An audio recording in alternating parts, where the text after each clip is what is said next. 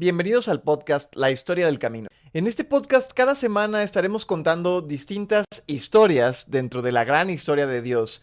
Y la historia del camino, aunque podría sonar a historias o cuentos o leyendas que se cuentan en el camino, no tiene que ver con eso, sino con la identificación de los cristianos, de los primeros cristianos, como el camino.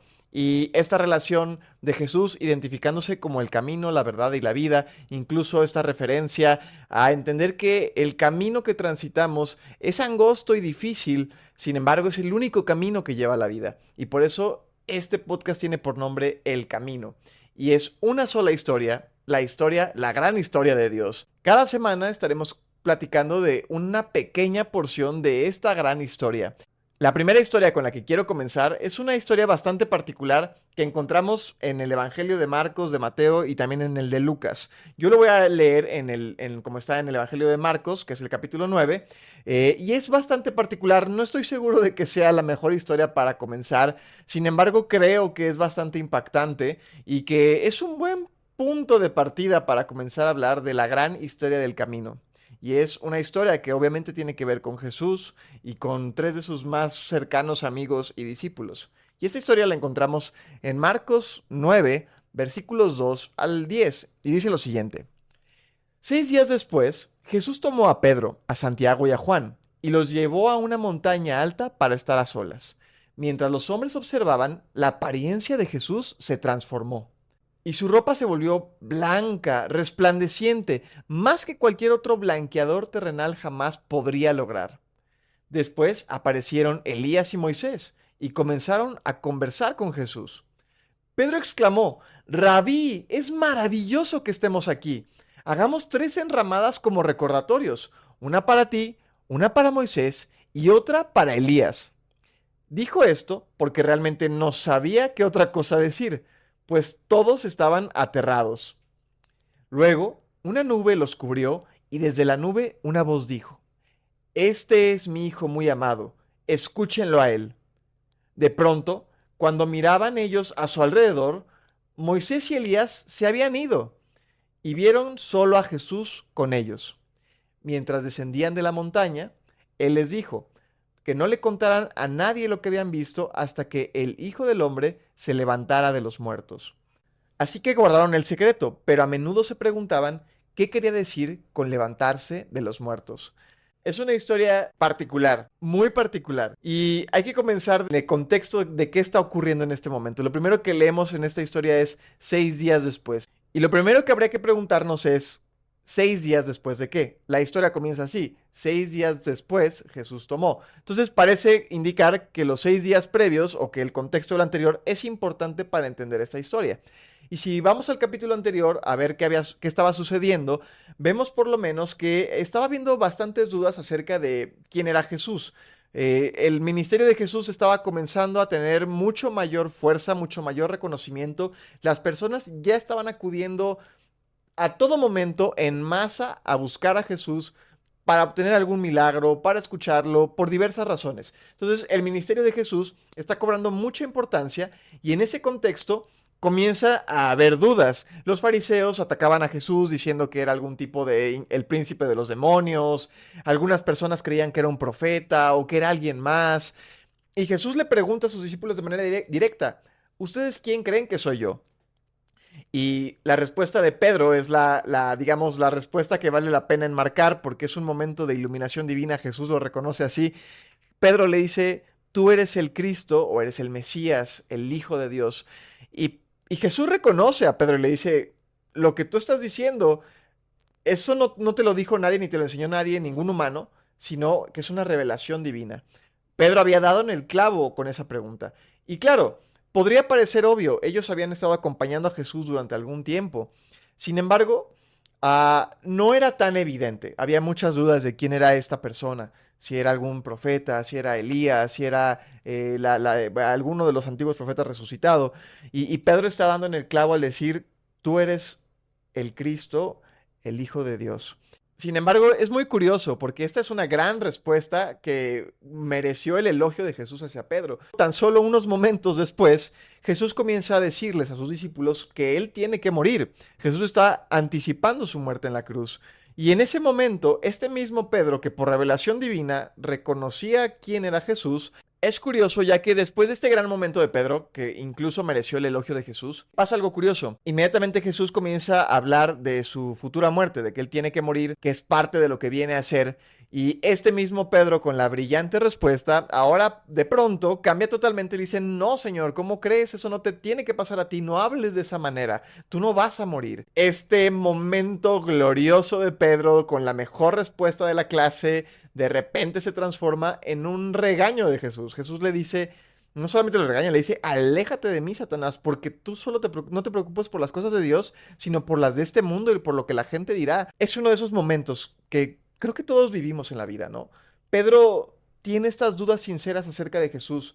Es capaz de reconocer cosas divinas en Jesús, de entender que Jesús es alguien especial, que no es meramente un humano, que lo que hace escapa a la comprensión humana, ha hecho milagros increíbles, ha alimentado a miles de personas con panes y peces, ha caminado sobre el mar, ha permitido que Pedro camine brevemente sobre el lago, y es obvio que Pedro comienza a entender que quizá hay algo distinto en él, pero también es muy evidente que la noción de Pedro del Mesías, del Cristo, de lo que esperaba, también había ideas erróneas, y eso es común, creo yo, en muchas personas, ¿no? Cuando nos acercamos a la Biblia, aprender de Dios, de Jesús, cuando estamos leyendo los evangelios o cualquier otra parte de la Biblia, comenzamos a tener ese acercamiento a entender la naturaleza de Dios, a entender la naturaleza de Jesús, a comprender mejor quién es Él, pero es evidente que, como Pedro, hay una gran parte de la revelación de Dios que todavía estamos descubriendo o construyendo en el día a día mientras más nos acercamos a Jesús. Y más que algo negativo,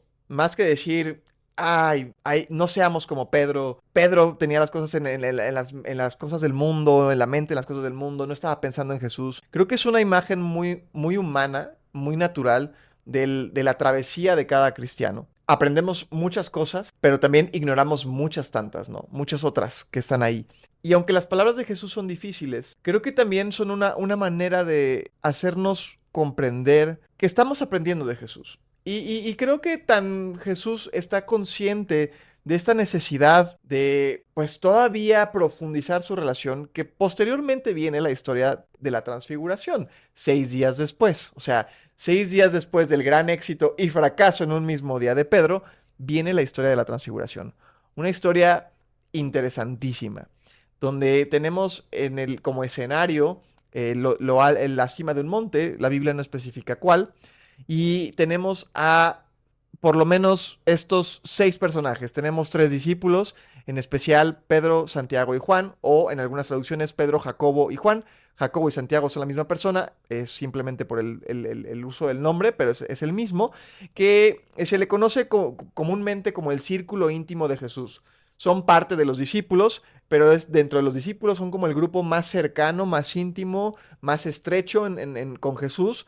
Este mismo grupo ha participado en otros eventos, como cuando resucita una niña y solo están ellos. O sea, hay distintos momentos, o cuando Jesús ora en Getsemaní, hay distintos momentos donde Jesús no solo está con sus discípulos, sino que está con estos 3. Y están en este lugar, en este monte. Y dice que mientras están ahí, de repente comenzaron a ver que Jesús comenzó a cambiar y a transformarse de alguna manera.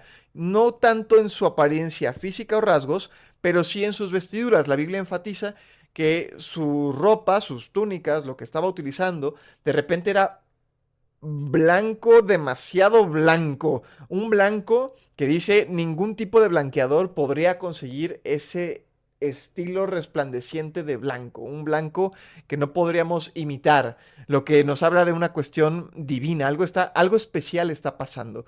Y no solamente cambian las vestiduras de Jesús, sino que entran en escena 2 personajes muy particulares. Por un lado está Moisés y Elías. ¿Y por qué esto es tan particular? Podemos decir, ¿quiénes son ellos? Si nunca has escuchado esta historia o nunca te has acercado a la historia de la Biblia, bueno, esto rompe cualquier tipo de esquema, porque Moisés y Elías llevan por lo menos varios cientos de años muertos. No es posible que estén ahí. Moisés es de los primeros patriarcas del pueblo de Israel. A Moisés se le atribuye todo el tema del Pentateuco, que son los primeros 5 libros de la Biblia, que es una colección desde la creación en Génesis, una colección de textos legales y los primeros años de esclavitud del pueblo de Israel. O sea, Moisés es una de las personas más antiguas del pueblo de Israel y de repente está aquí platicando. Por otro lado, Elías es uno de los grandes profetas que encontramos en el Antiguo Testamento, una persona de mucha fe, también quizá muy solitario. Cada uno de ellos merece su propia historia y seguro que la tendremos aquí, pero basta decir que son personas importantes históricamente para Israel y no solamente por lo que hicieron en persona, sino porque además representan dos partes sumamente importantes de la religión judía. Moisés representa lo que se conoce como la ley o el pacto de Dios, que es precisamente las normas y estatutos que Dios puso para relacionarse con su pueblo, lo que se le conocía como el antiguo pacto, y Elías representa a los profetas, porque son varios de los profetas que a lo largo de la historia de Israel tuvieron algún tipo de relación o participación con el pueblo, que normalmente servían para advertirles, para regañarlos y para animar al pueblo a que volviera a Dios. No tenían una función como muy de ánimo. De hecho, muchos de los profetas tenían vidas bastante complicadas y difíciles de vivir, vidas que pocos de nosotros anhelaríamos tener. Eran gente muy solitaria, eran gente, no sé si muy odiada, pero tenían mucha oposición, sobre todo de los políticos y dirigentes de la nación, porque obviamente hablaban mucho contra esos líderes. Y entonces no eran como personas muy gratas y sin embargo aunque no eran gratas, eran bastante escuchados y leídos por las generaciones posteriores. O sea, es curioso. Con los profetas es como, al momento no te quiero escuchar porque a nadie nos gusta que nos regañen. Las generaciones posteriores era como, wow, lo que dijeron los profetas, qué increíble. Y sin embargo, Jesús hace mucha mención de que cuando él vino a la tierra, leían mucho a los profetas y a Moisés, pero no seguían sus enseñanzas. Pero está representando dos bloques importantes.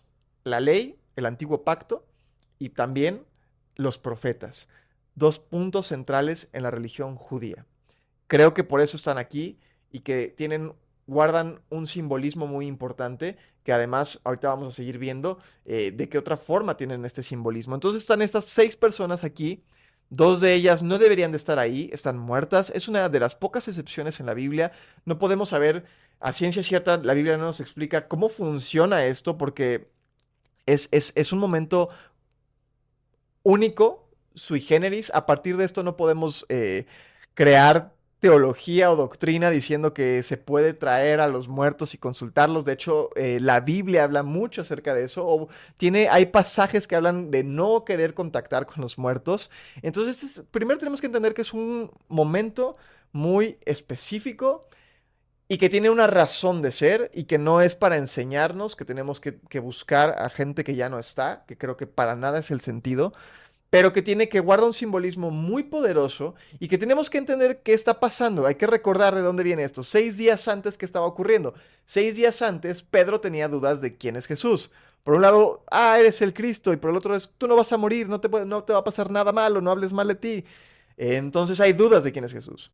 Y aparecen estas personas. Entonces tomémoslo con la debida precaución de decir, no, la Biblia no nos está animando a contactar con la gente muerta. Es un capítulo especial en la vida de estos 3 individuos. Es más una lección viviente para Pedro, Santiago y Juan que el establecer algún tipo de doctrina o creencia acerca de las personas que ya no nos acompañan o que ya no están con nosotros. Lo siguiente que vemos es que Jesús está platicando con estas 2 personas. La Biblia no nos dice qué están platicando, sería bastante interesante saber. Yo me imagino, solamente es un ejercicio de imaginación. Cuando leemos las historias en la Biblia, eh, quizá hay un poco de lugar a que imaginemos lo que la Biblia expresamente no nos dice. Obviamente, cuando hagamos estos ejercicios de imaginación, te invito a que lo hagas también dentro de una moderación, ¿verdad? No voy a decir que, porque a mí me encanta Star Wars, ellos estaban hablando de Star Wars y de cómo se vería de fantástico, el regreso del Jedi, o sea, no creo que hablaran de eso, pero sí me imagino. Porque en Hebreos, por ejemplo, encontramos esta afirmación en Hebreos 11 de que estas grandes personas de la Biblia, menciona a Moisés y algunos otros tantos más, eh, cuando vivieron, dice que veían, digamos, a lo lejos el futuro que estaba por manifestarse en Jesús, que lo saludaban de lejos porque ellos mismos no lo pudieron ver. Entonces, no sé, insisto, eso no está en la Biblia. Es mi imaginación pensando de decir Moisés y Elías diciendo, qué increíble que estamos aquí en este momento en la historia, donde estamos viendo el cumplimiento de todo lo que nosotros alguna vez vimos, o más bien hablamos y escribimos, y todo se refería a ti, y qué increíble es estar aquí, ¿no? Yo me imagino que algo así, pero no lo sabemos, están hablando. Y lo siguiente que pasa es que Pedro, cuando vemos la Biblia, siempre vamos a ver que Pedro tiene que decir algo. Es de esas personas que no pueden estar como calladas, ¿sabes? Siempre tienen una opinión. No importa si es buena, si es mala, no piensa demasiado lo que dice, simplemente es como, ahí te va. Como que tengo que decir algo, no me puedo quedar callado, ¿sí sabes? Esas típicas personas que siempre tienen un chismecito, algo que contarte, una opinión, ¿no? Pueden no tener idea del tema, pero es como que sí, sí, sí, yo escuché esto, yo leí aquello y no tienen ni idea de lo que están diciendo, ¿no? Pedro se parece mucho a eso.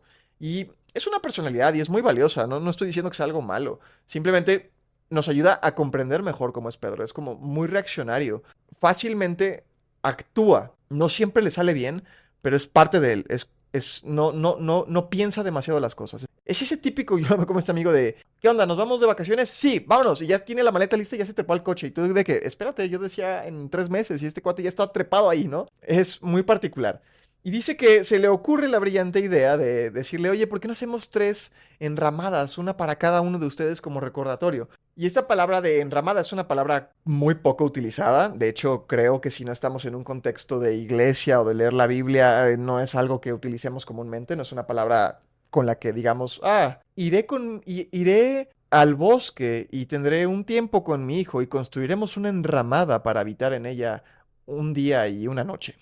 Básicamente una enramada es un tipo de casa de campaña antigua, construida de manera obviamente mucho más natural que las casas de campaña modernas, ¿verdad? Hoy en día es una tela o un tipo de tela, una estructura prefabricada que llegas y montas si eres muy hábil en 5 minutos, y si no tienes habilidad pues tardarte horas en eso. Yo pocas veces creo que he armado una, pero no se me da muy bien. La que es perfecta haciendo cosas manuales y construyendo es mi esposa. Yo no tengo ese don y esa habilidad, ella sí. Entonces, ella sería buena armando enramadas en el desierto, yo no. Me cuesta, pero si ella me dirige, soy bueno. O sea, claro, no soy torpe manualmente, simplemente ella tiene esta visión y habilidad y yo puedo ejecutar muy bien las órdenes que ella me dé. Ese paréntesis es para decir, una enramada es un tipo de casa de campaña, utilizada, por ejemplo, en festividades judías. Tenían una festividad en el Antiguo Testamento, de hecho, en el Pentateuco, en estos libros que Moisés escribió, una de las festividades que los judíos respetaban es la fiesta de los tabernáculos, que básicamente era recordar cuando cuando Dios saca al pueblo de Israel de Egipto y construían esas enramadas o casas de campaña fuera de sus casas comunes y tenían que vivir ahí, si mal no recuerdo, 7 días, y estaban ahí, vivían en esas casas de campañas. Por eso digo, quizá si estás en México y escuchas esto, sería la versión moderna de esto sería las personas que les encanta ir a la playa Sayulita u otras playas en México y vivir en casas de campaña y vivir una experiencia totalmente natural, o no en una playa, puede ser también en el bosque, Tapalpa, perdón, son ejemplos muy de Jalisco, pero aquí vivo, entonces es lo que hay. Pero es eso, básicamente es una casa de campaña. Y Pedro se le ocurre la maravillosa idea de decir, pues construyamos 3 casas de campaña. Quizá le vino a la memoria la fiesta de los tabernáculos o alguna cuestión en el Antiguo Testamento y pues fue lo mejor que se le pudo ocurrir en ese momento. Yo no sé qué hubiera dicho en ese momento. Yo creo que hubiera dicho café y me hubiera quedado en shock. Entonces tampoco culpo a Pedro por su expresión que la Biblia menciona y especifica. Lo dijo porque estaba totalmente aterrado, ¿no? No sabía qué otra cosa decir. Fue lo mejor que se le ocurrió. Y después de esta situación en la que están hablando, Pedro da esta brillante idea que no hay una respuesta a ella. Obviamente fue como grillitos. Pasa algo increíble. Una nube cubre el monte y se escucha una voz. Esta no es la primera vez que sucede algo parecido. De hecho, creo que es muy importante en esta historia entender otras historias alrededor. Se escucha una voz del cielo que dice, este es mi hijo amado o muy amado, escúchenlo a él. Te digo, esta no es la primera vez que sucede algo así. La primera vez que sucede esto, bueno, no es la primera vez quizá, pero de las primeras que recuerdo, precisamente sucede con Moisés. Moisés tiene un encuentro con Dios cuando recibe los 10 mandamientos, los famosos 10 mandamientos, o la ley de Dios, porque no es únicamente esos 10 mandamientos, pero es lo más famoso, él sube a lo alto del monte Sinaí, y en lo alto del monte Sinaí dice que una nube cubre el monte y los israelitas ya no podían ver a Moisés, ya era imperceptible. Solamente lograban ver esta gran nube que estaba alrededor y adentro estaba Moisés teniendo un encuentro directo y personal con Dios. Yo no sé, esto es nota al margen, pero qué envidia tengo de Moisés. O sea, no solamente en vida experimentó la presencia de Dios de una manera que pocos experimentaremos quizá, en medio de un monte, en una nube, en medio del poder, escuchando la voz de Dios, recibiendo leyes de manera audible, quizá expresa, y ahí trabajando con Dios. De hecho, tiene muchas similitudes con este texto porque dice que Moisés, por esta experiencia en el monte, precisamente, pasa algo muy parecido. No sus vestiduras no cambiaron y se volvieron blancas, pero dice que su cara irradiaba luz, estaba iluminada, era como si tuviera un faro y la gente lo veía y hasta era tan notoria esa luz que emanaba que tuvo que usar un velo en la cara para parecer una persona normal. No solamente en vida pudo experimentar eso, sino que ahora después también puede volver a experimentar una situación muy semejante en el monte. Hablando de Elías, también hay una situación parecida. Él en uno de los momentos acaba de hacer cosas increíbles, de profetizar, de ganarle a un grupo de profetas que adoraban a otro Dios, de hacer milagros, de oponerse y de hacer muchas cosas increíbles. Y sin embargo lo vemos en la cima de una montaña, solo, en una cueva, con mucho miedo, temiendo por su vida. Te digo, los profetas eran gente con vidas complicadas y difíciles. Y Elías, pues, bueno, no sé cuál sería nuestra situación. Yo creo que todos estaremos en una especie de depresión si quisieran matarnos, ¿verdad? Las personas poderosas del reino. Supongo que todos seremos deprimidos, pero estaba él ahí. Y ocurre también un encuentro con Dios. Y Dios no se presenta como con Moisés en un gran estruendo, poder, truenos, nubes, sino que de hecho pasa primero, dice la Biblia, un fuego y luego un terremoto y después un silbido apacible, Y en ese silbido dice que entonces Elías se puso rostro en tierra y reconoció que ahí estaba Dios en ese silbido. Hay que recordar que estos son momentos que están construyendo algo en la vida de Pedro, de Santiago y de Juan. Lo importante no es Moisés y Elías, sino lo que es el impacto que está generando en Pedro, en Santiago y en Juan este momento. Y estos momentos nos recuerdan a esos momentos que estoy hablando, que sucedieron con Moisés, con Elías. Hay otros encuentros de Dios en lo alto de un monte apareciéndose. Abraham cuando va a sacrificar a Isaac también están en un monte. O sea, hay muchos.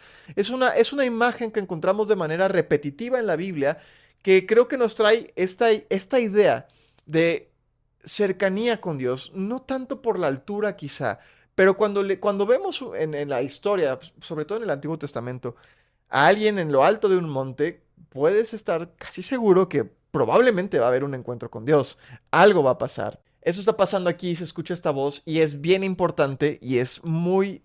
hay que resaltar lo que sucede y las palabras de Dios, que son, este es mi hijo muy amado, escúchenlo a él. Y no solamente nos recuerda estos momentos en el monte, también nos recuerda al inicio del ministerio de Jesús, cuando Jesús es bautizado por Juan el Bautista. Dice que cuando Jesús es bautizado en el río Jordán, sucede algo muy parecido. El cielo se abre, una voz del cielo se escucha y dice, este es mi hijo muy amado. En lugar de decir, escúchenlo a él, dice, en quien tengo complacencia. Son momentos que se parecen, son momentos, digamos, esta idea del cine como de momentos con similitudes que se reflejan uno a otro, ¿no?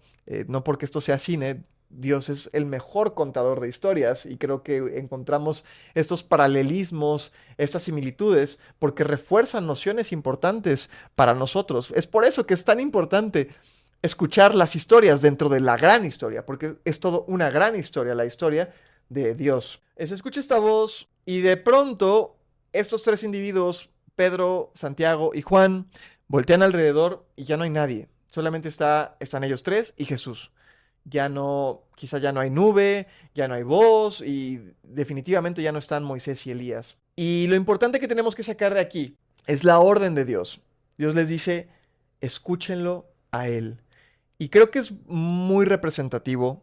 Insisto, hay que entender que todo esto es una manera súper didáctica, súper ilustrativa, de enseñarle algo que después va a ser trascendente en la vida de estos hombres, y es a quién tenemos que escuchar y a quién tenemos que ver, a quién buscamos cuando estamos escuchando o leyendo las historias de la Biblia.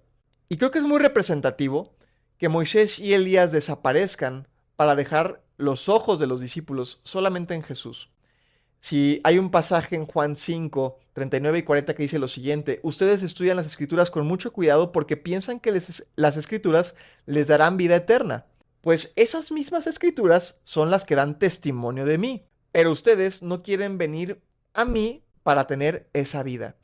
Eso es Jesús hablando y está diciendo, ustedes leen las escrituras y piensan que ahí van a encontrar vida, pero no se dan cuenta que las escrituras están ahí para enseñarles a mí el camino. Las escrituras están para enseñarnos a Jesús. Cuando leemos las historias en la Biblia, la historia de Dios, no lo hacemos porque la historia en sí misma tenga vida o nos dé vida. Es útil y tenemos que hacerlo, pero cuando lo hacemos porque esas escrituras, porque esas historias, a lo largo de la historia del pueblo de Dios y de los cristianos y de la historia que se sigue construyendo, todas las historias nos llevan a la única historia que vale la pena contar una y otra y otra y otra vez, y esa es la historia de Jesús. Porque la historia de Jesús es la única capaz de darnos vida eterna, una vida que nunca acaba.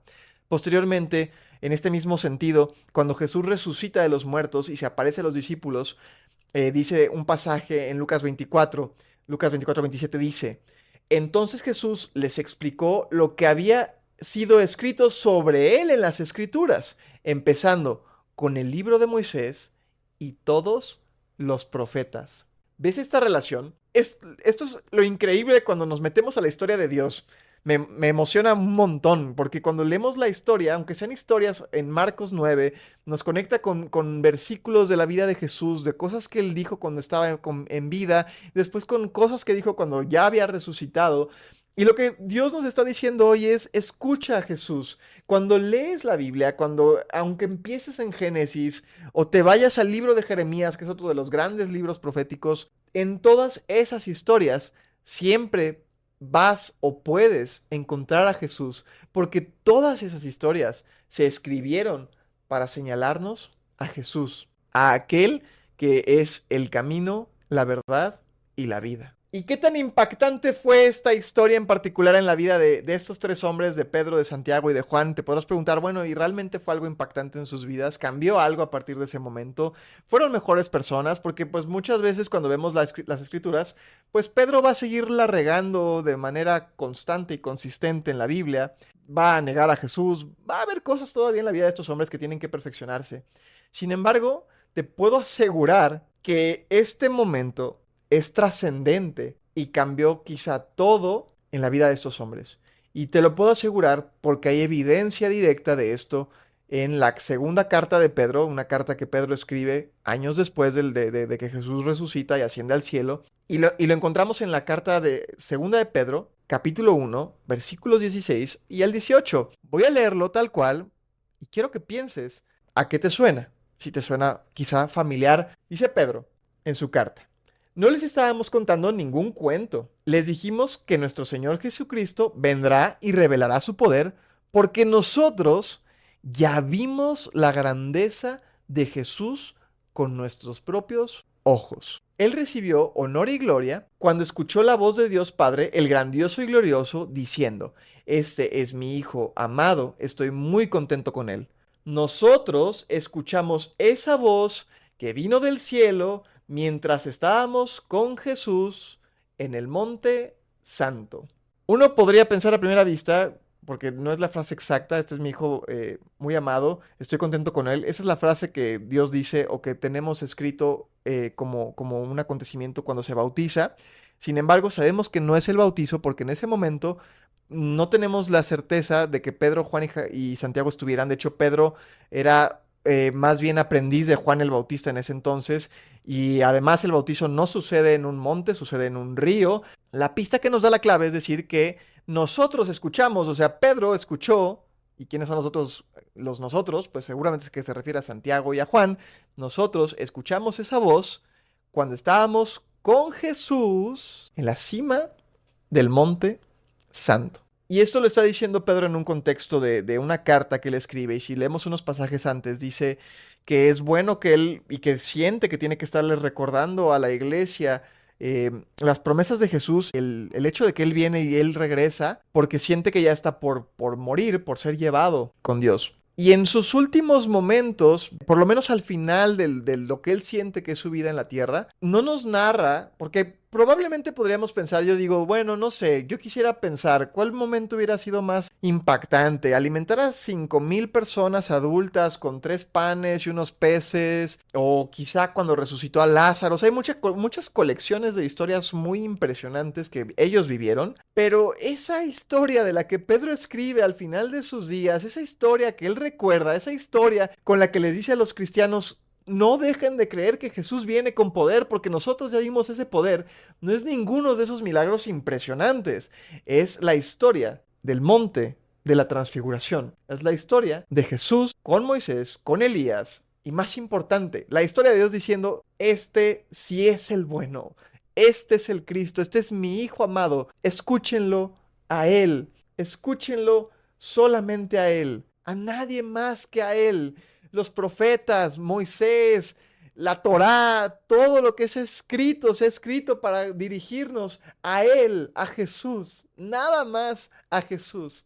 Solamente a Él, escúchenlo. Por supuesto que fueron hombres increíbles. Moisés, insisto, yo digo, qué envidia. Elías, impresionante. Los grandes héroes de la fe que se narran en Hebreos 11, maravillosas personas. Pero todos ellos, al igual que mi propia vida y que la vida de cualquier seguidor de Jesús, solo deben dar testimonio de aquel en quien está sujeto toda la existencia, que es Jesús. Y después de estas palabras de Pedro, de recordar y de recordarles a los cristianos de la primera iglesia ese momento impactante en su vida, les dice, y está luego en 2 Pedro 3:18, conozcan mejor a nuestro Señor y Salvador Jesucristo, y así recibirán cada vez más de su generoso amor. Alaben a Cristo ahora y siempre. Así sea. O en otras palabras, amén. Pedro nos está diciendo, ese momento increíble, ese momento glorioso, fue increíble. Pero él, si te das cuenta, no hace mención a, es que vimos a Elías y vimos a Moisés. Y, o sea, lo que para él fue increíble y lo que marcó un antes y un después en su vida es ver el poder de Jesús. En su presencia física, porque Jesús estaba en un blanco resplandeciente y radiante, increíble. En la confirmación de Dios de decir, Él es el que tú dijiste hace 6 días, así como de, ay, se me ocurrió y te lo dije. Yo te confirmo, sí es el Cristo, sí es mi hijo, lo amo, somos uno. Y toda esta historia tiene un propósito. Pedro nos especifica cuál es el punto, y el punto es, conozcan mejor a nuestro Señor y Salvador Jesucristo.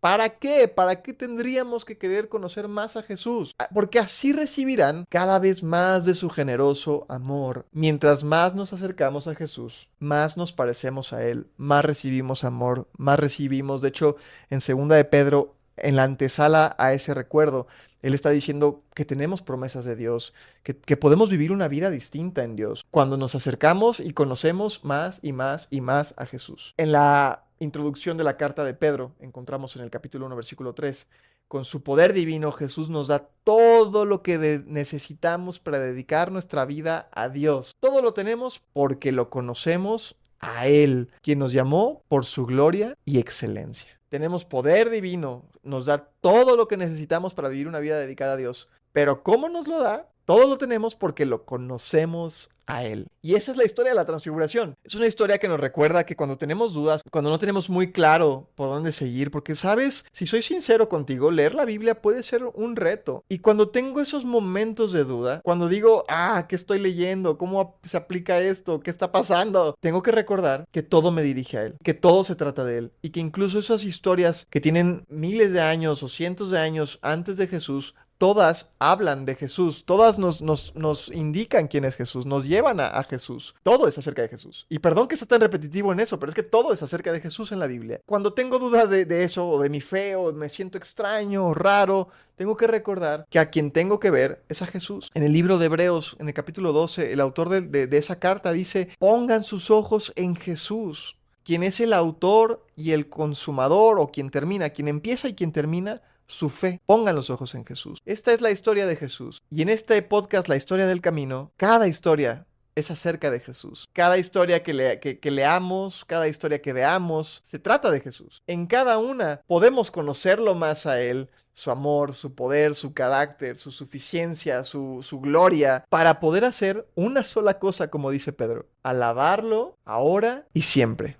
Y sabes, todas las historias de la Biblia son grandes historias, algunas más complicadas que otras. La intención con este podcast es ir estudiando juntos estas diversas historias. Y también quiero animarte, si tienes dudas, alguna pregunta, alguna historia complicada que has estado leyendo, que leíste o que recuerdas en algún momento y quieres que hablemos al respecto, contáctame y con mucho gusto podemos ver cómo podemos hablar de esa historia. Al final del día, insisto, esta es la gran historia de Dios y simplemente estamos aquí para juntos estudiarla, aprenderla y ver cómo esa historia impacta nuestras propias historias.